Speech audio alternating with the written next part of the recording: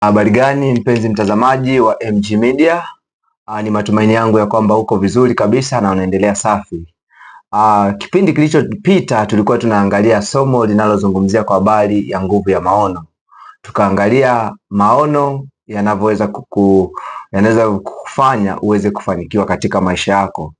Lakini siku ya leo tutajikita kuangalia katika mambo mawili ya msingi. Tutaangalia ni namna gani tunaweza kuyatambua hayo maono, lakini pia tutaangalia ni mambo gani matatu ya msingi ambayo yatatusaidia maono yetu yasije yakashindwa kufikiwa au yakachelewa kufikiwa kwa wakati. Tukisoma katika kitabu cha Yeremia sura ya 1 mstari wa 4, Biblia takatifu inaniambia kwamba kabla sijakuumba nalijua, tangia ungali tumboni mwa mama yako nalikutakasa, nimekuweka kuwa nabii wa mataifa. Kwa kitu ambacho unapaswa kuelewa, hakuna mtu ambaye amezaliwa katika dunia hii kwa bahati mbaya. Hata iwe wazazi wako wakati wanakupata wewe walizamilia wewe upatikane au hawakuzamilia, lakini kuzaliwa kwako ujue kwamba si kwa bahati mbaya. Kila mtu amewekewa maono fulani katika maisha yake. Kila mtu ana kusudi fulani katika hii dunia. Sasa tatizo ni kwamba watu wengi hawafahamu maono yao hayo, na wengine huenda pengine umeshayatambua maono yako, lakini haujui ni namna gani unaweza ukasababisha maono yako hayo yaweze kufanikiwa. Sasa katika siku ya leo tutaangalia mambo ambayo yatatusaidia kujua maono ya maisha yetu. Tutaangalia mambo matatu ya msingi ambayo yatatusaidia kugundua au kutambua maono yaliyopo katika maisha yetu. Jambo la kwanza ni kupitia njia ya ndoto. Kupitia njia ya ndoto. Tukiona katika Mwanzo sura ya 37 mstari wa 5, tunaona pale Biblia inatuambia kwamba Yusufu akaota ndoto, akawaambia ndugu zake na wakazidi kumchukia. Kwa hiyo tunaona kupitia ndoto ile ambayo Yusufu aliota, ndoto ile ilibeba maono juu ya maisha yake. Kwa hiyo Mungu anaweza kukuonyesha ndoto fulani, huenda pengine unaweza ukawa umelala au pengine ukiwa uko katika ya kusinzia akakuonyesha ndoto fulani, na ile ndoto ikawa imebeba maono juu ya maisha yako. Sasa jambo la kutambua ni kwamba unatakiwa kuwa makini na tafsiri ya ndoto ambazo unakuwa unaziota. Si kila ndoto ambayo unaiota inaweza kumaanisha kwamba imebeba maono yako. No, kuna ndoto zingine zinakuwa na msisitizo. Tunaona Yusufu aliota ndoto zaidi ya mara moja, na ile ndoto ilikuwa inamuonyesha maono yake ya kwamba baadaye hapo atakuja kuwa mkuu. Sasa hata wewe leo kwa kupitia ndoto fulani, yawezekana umekuwa ukiota ndoto fulani na hiyo ndoto imekuwa ikijirudia mara kwa mara, lakini unapata changamoto kwamba ni nini kinasikielewi.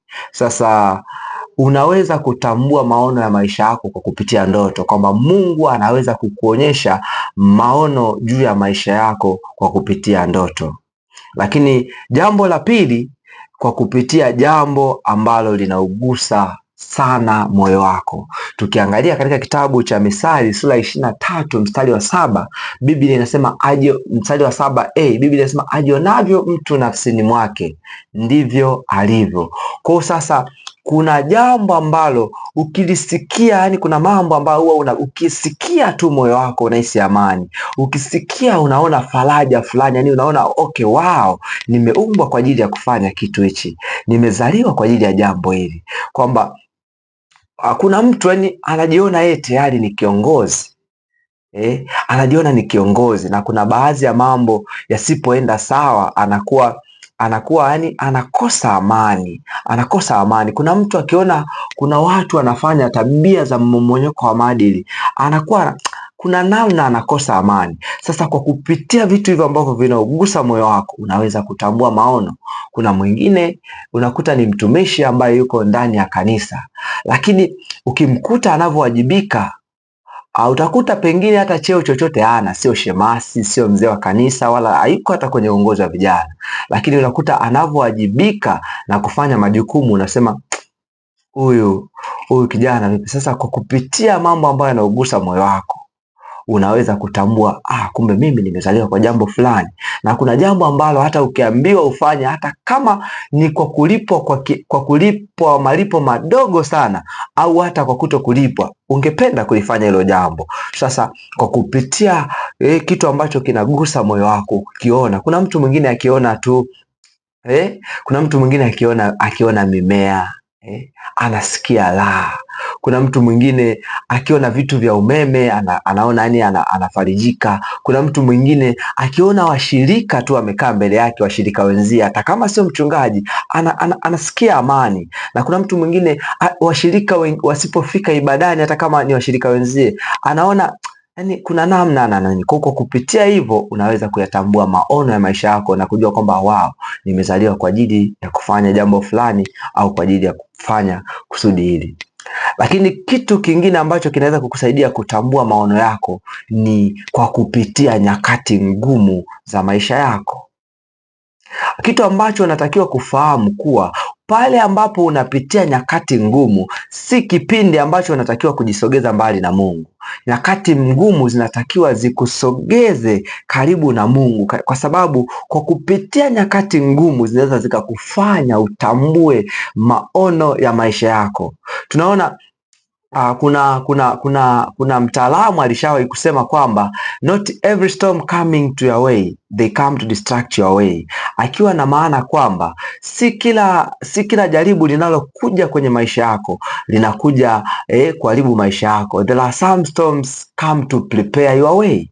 Kuna majaribu mengine yanakuja kwa ajili ya kukuandaa.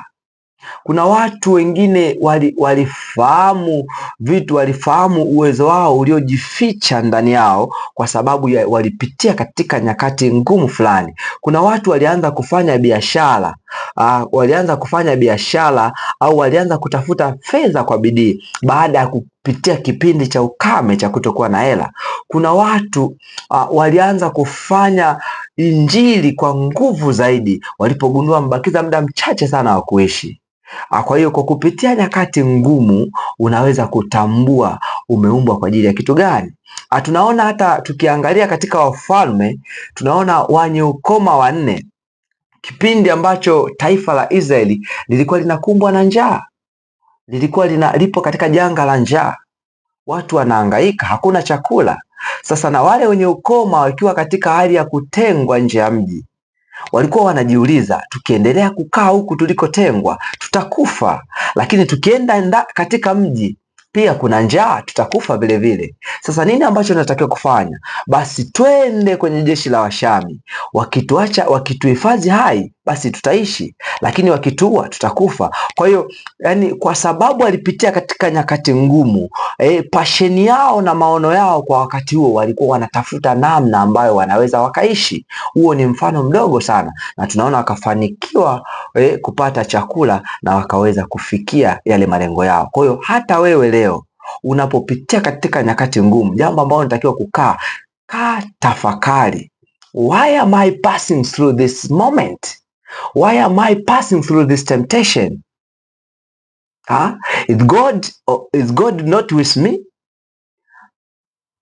Am I alone? You have to understand that even the Bible tells us God will never leave us or forsake us. Kwa hiyo unatakiwa kujua kwamba unapopita katika nyakati ngumu, si kwamba Mungu amekuacha au si kwamba Mungu hayuko na wewe. Unatakiwa kuelewa kuna baadhi ya nyakati ambazo utapitia ni ngumu, ambazo zinataka ufanye jambo fulani. Tunaangalia hata kanisa la Matendo ya Mitume. Biblia ukisoma katika Matendo ya Mitume sura ya 1 mstari wa 8 anasema, lakini mtapokea nguvu atakapoajilia juu yenu Roho Mtakatifu, nanyi mtakuwa mashahidi katika Samaria, katika Uyahudi na katika mataifa.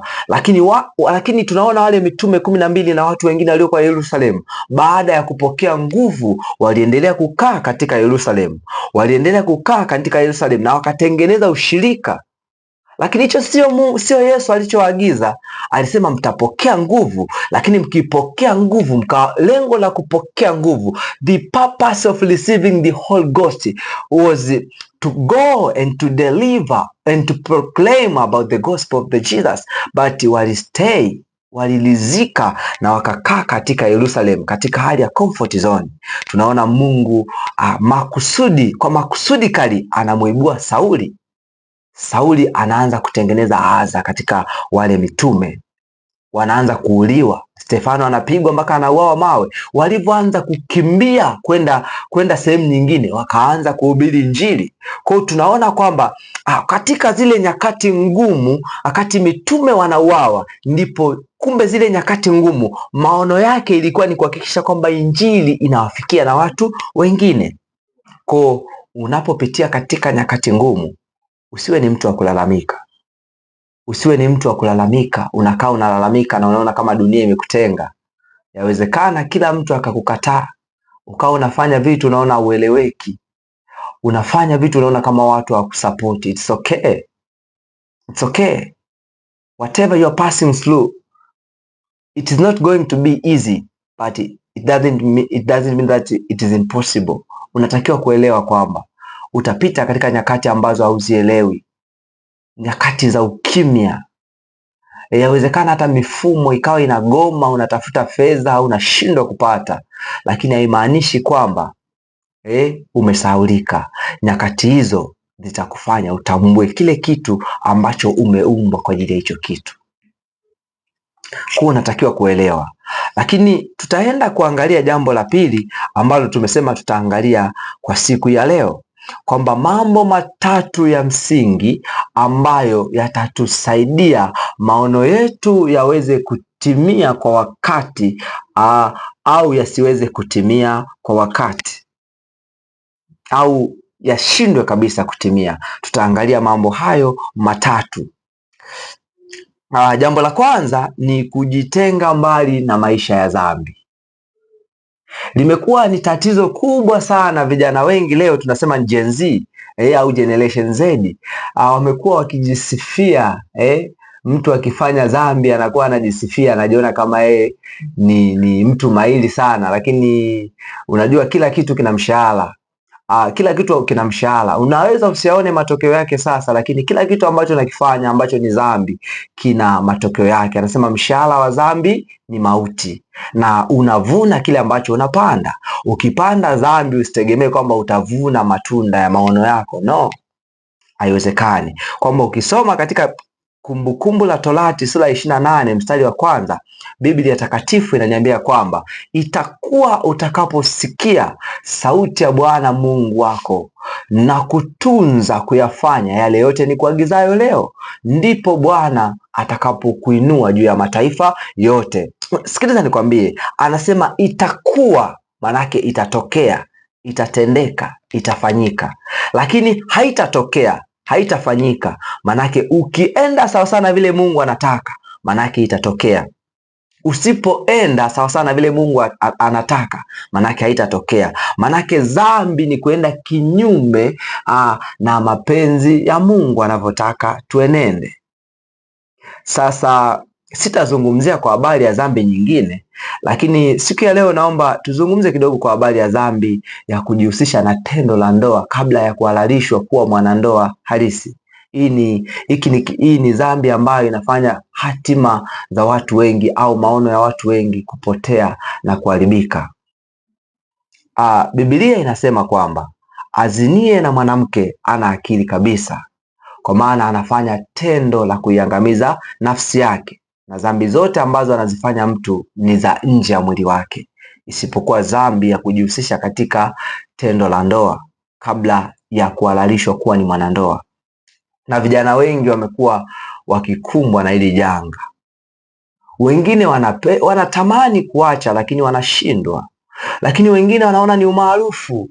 Kuna wengine wanajiita wanaume rijali, My brother, mtu anajiita rijali kwamba nikikaa kwenye kiuno cha mwanaume na cha mwanamke naenda mpaka raundi 5. It's okay. Endelea kujisifia. Lakini tambua kwamba unaua maono yako. Wataalamu au kuna watafiti ambao wanasema kwamba unavyoingia kwenye tendo la ndoa na mwanamke au mwanaume ambaye hamjahalalishwa kuwa ni wanandoa, kuna vitu vitatu ambavyo mnakuwa mnashare. Tunasema you share physical covenant, emotional covenant and spiritual covenant. Kwa kama katika watu wawili ambao mmeshiriki katika tendo hilo, kama kuna mmoja aliambiwa hautafanikiwa, hautakuwa na uwezo wa kupata watoto, utasoma lakini hautapata kazi, utapata kazi lakini hela zako hazitakaa, my friend, jua kwamba hicho kitu manake mmeshare, tunasema mnashare hizo genetical trait, kwamba manake kumbuka kwamba Biblia inasema yani watu wakioana wanakuwa si mwili wawili tena, bali ni mwili mmoja. Elewa kwamba manake kwa mwili mmoja, manake tunasema hiyo ni spiritual interaction, spiritual connection. Kwa kuna genetical trait ambazo mnakuwa mna share. Sasa vijana wengi wanakuwa wakijisifia. Kuna vijana wadogo wameua maono yao. Nakuta binti mdogo anatembea na mwanaume ambaye ni kama baba yake, mwingine ni kama babu yake kabisa. Nakuta kijana anatoka na mshangazi, anapenda fast money, simple money, pasina kujua kwamba anaua hatima yake, anasifiwa, uko vizuri kitandani, naye anaona wow my friend, elewa kwamba unaua maono yako, unaua, yani hauwezi kuwa vile Mungu ambavyo ametaka kuwa. Kumbuka kuwa umeshatembea na wanawake wangapi mpaka sasa? Binti, umetembea na wanaume wangapi mpaka sasa? Umewapiga matukio wangapi? Umewapiga matukio, watu wananungunika kwa ajili yako. Kuna watu wanalia kwa ajili yako. Kuna utafiti ambao unasema kwamba expensive liquid katika mwili wa binadamu ni machozi, kwa sababu tunasema 99% ni emotional and only 1% it's just water, kwamba 99% ya machozi ni hisia ambazo zinatoka ndani ya moyo wa mtu, zinaelezea maneno ambayo kinywa hakiwezi kuyazungumza, lakini 1% tu ndio maji. Sasa can you imagine umeumiza watu wangapi mpaka saizi na unataka kufanikiwa? Mama wa mtu anasema Mungu mfanikishe mwanangu, mtenge na vikundi vya wauni, kumbe mwanae ndio kiongozi wa vikundi vya wauni. Mwanangu, Mungu msaidie binti yangu, mtenge na vikundi vya wauni, kumbe yeye ndio kikundi, anaongoza vikundi vyenzie. Kwa unatakiwa kuelewa si sifa, lakini ukikaa ndani ya Yesu kuna namna unaweza ukawa salama. Kuna watu wanaona kama kuokoka ukiwa kijana ni ushamba, ila yani mtu anaona akiambiwa kwamba umeokoka, wewe ni mshamba, lakini akiambiwa ana mademu 10 na anasifia, ni mwamba, blaza anazibaruza vibaya mno, unafurahia kuzibaruza bro. Na kuna mwingine anasifiwa, kiuno chake ni hatari, propela, kiuno feni. Unaua maono yako. Utasoma ndio, utafanikiwa kumaliza diploma yako, maybe utafanikiwa kumaliza degree yako, pengine unachukua masters au PhD, lakini mwisho wa siku unaweza ukashindwa kufaidi matunda ya hiyo nani yako. Acha nikupe ushuhuda mmoja. Inisikae sana hapo, lakini acha nimalizie kwa kukupa ushuhuda mmoja. Kuna kijana mmoja ambaye alikuwa anasomeshwa na baba yake. Baba yake alikuwa anajituma sana, anajinyima, anaazima hela kumsomesha kijana wake. Na kijana alikuwa ana akili nyingi Mungu kamjalia. Akasoma, kumbe yeye tangia olevo, tabia yake ni ya wanawake, anatoka na wanawake wa kila aina. Wembamba, warefu, wanene, vimbaumbau, wakubwa waliomzidi umri. Akaendelea na tabia hiyo mpaka chuo kikuu, alikuwa anasomea udaktari. Amemaliza masomo yake ya udaktari, akapata kazi. Kitu cha kusikitisha ni kwamba alikuwa tayari ameathirika. Amepata kazi, akafariki kwa magonjwa ya ukimwi. Kwa hiyo unaweza ukajikuta unajiona ni mwamba na unajiona uko salama. Sikiliza nikuambie kitu kimoja. Torati inasema kwamba nimeweka mbele yako uzima na mauti, lakini nakushauri chagua uzima ili ukapate kuishi wewe na familia yako. Kumbe ukichagua uzima utakuwa salama, lakini ukichagua mauti manake umechagua dhambi. Be sure kama manake kama ukichagua uzima utaweza kuishi, basi ukichagua dhambi hauwezi kuishi. Kwa hiyo ni vema kama kijana mwenzangu, binti ambaye unatazama MG Media, ni vema ili uweze kuyafikia maono ya maisha yako, ni vema ukachagua kuwa na Yesu, ukamchagua Yesu kwa sababu atakufanya uwe salama. Kuna baadhi ya dhambi ni kweli utakuta kuna mwingine apendi kufanya vitu anavyovifanya, lakini anashindwa. Lakini Yesu akiingia ndani yako utaweza kufanikisha na kushinda na kuhakikisha na kuona kwamba malengo ya maisha yako yanaweza kufika pale ambapo unataka. Lakini jambo lingine la pili tunasema ni kuambia maono yako watu wasio sahihi.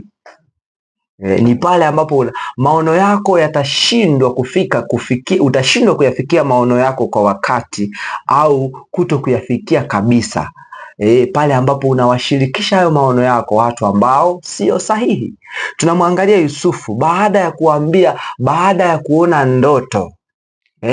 Baada ya kuona ndoto and after realizing his vision and akadecide kwenda kuimplement ile ndoto kwa ndugu zake, kwa kaka zake, wakatengeneza jealous, wakawa wanamchukia, lakini yeye hakwenda kuambia kwa ubaya. Lengo lilikuwa ni kuambia. Sasa kuna watu ambao utawaambia ndoto yako, na baada ya kuambia hayo maono yako wataanza kukuchukia. Kitu ambacho unatakiwa kuelewa, si kila mtu ambaye unakutana naye chuo au si kila mtu ambaye unakutana naye katika mazingira ya kazi ni rafiki yako. Ni mshirika wa kazi, lakini sio rafiki yako.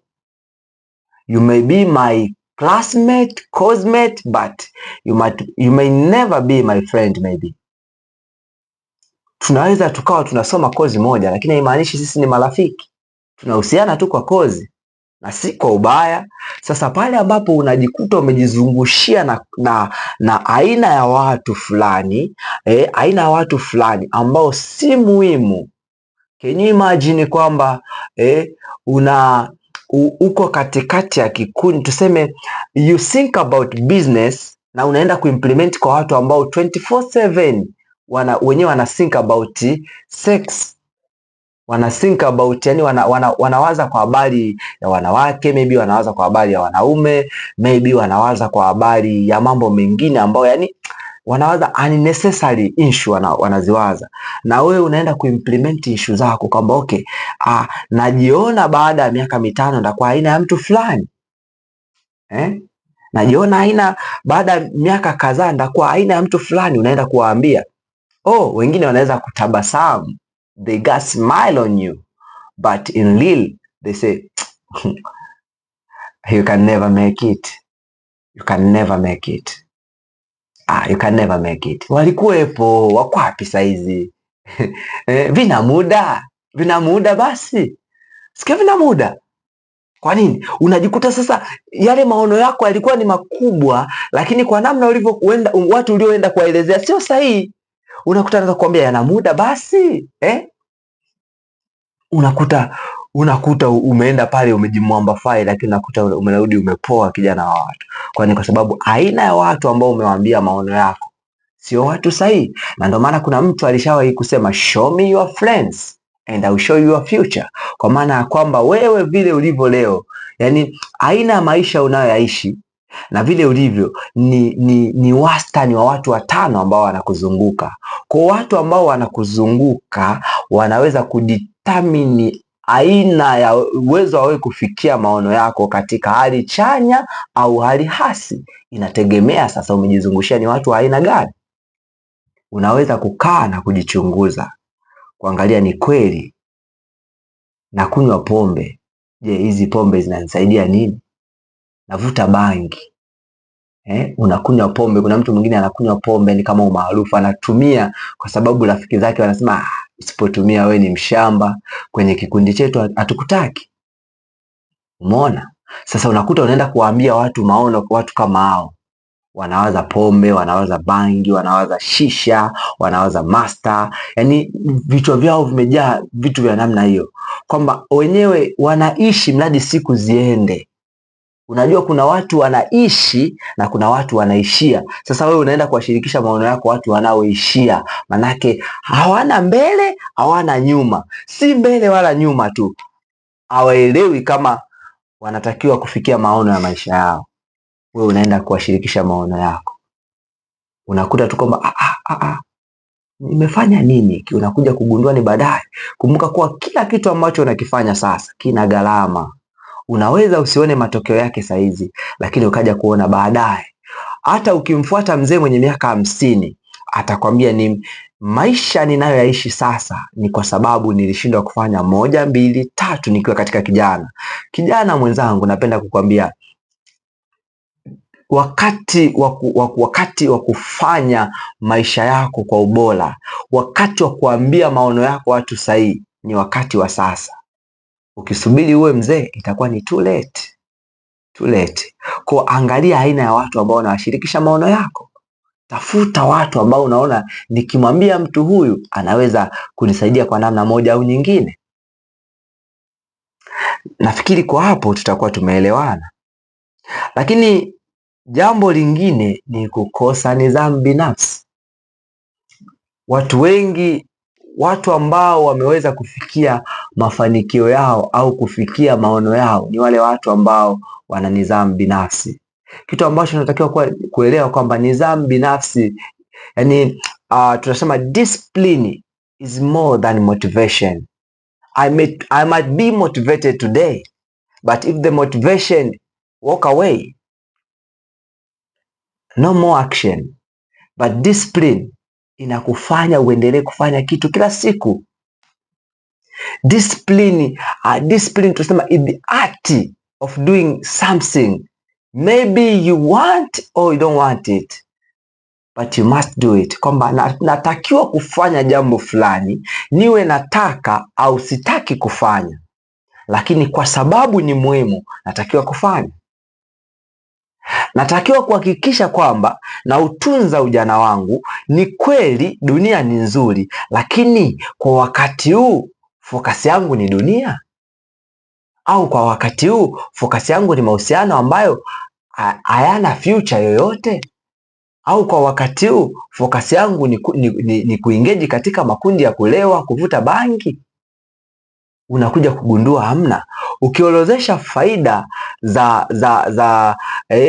faida, utakuta kuna mtu mwingine ni kweli anasema yani saizi kweli yani nimeamua kabisa najitenga na watu wabaya, najitenga na marafiki wabaya, lakini ataenda siku ya kwanza, siku ya pili, siku ya tatu, siku ya 4 unakuta ameacha. Issue sio kuwa na maono tu makubwa, issue sio kuwa na maono makubwa, issue ni nidhamu kuelekea yale maono yako. Hatuangalii perfectionism, tunaangalia consistency. Nidhamu inakupa consistency au mwendelezo ambao ni sahihi.